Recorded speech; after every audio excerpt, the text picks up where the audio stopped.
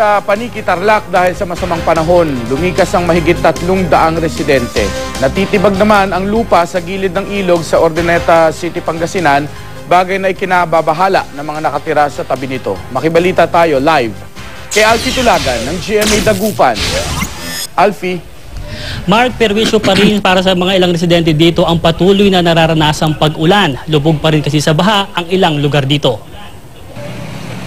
Problema ng mga residente ng barangay Nancamaliran East sa Urdaneta City ang unti-unting pagkatibag ng lupa sa gilid ng ilog. O talaga po na unti-unti pong nawawas na, wala na po. Kasi ito po noon, madam, hindi lang naman ito kagiting eh.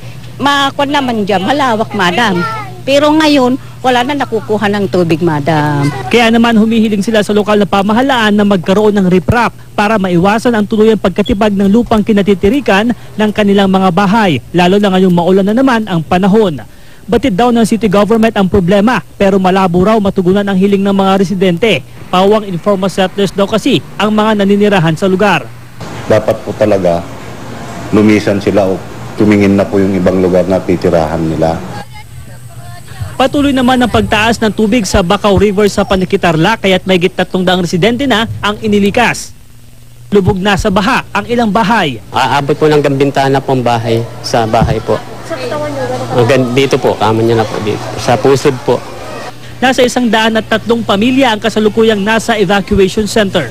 Mahirap naman po kung doon lang po kami sa bahay. Sa itong ulan, bagyo, lalo na ngayon, tag-ulan po ngayon. Nagbigay na po kami ng relief goods galing po sa local government. Mark, tinamaan naman ng kidlat ang 3 mangingisda na nasa laot sa may bahay naman ng Agoola Union. 2 ang sugatan habang nawawala ang isa matapos kang mahulog sa kanyang sinasakyang bangka. Patuloy itong pinaghahanap ng otoridad. Yan muna ang latest mula dito sa Pangasinan. Alfie Tulagan, Nagbabalita, Pilipinas.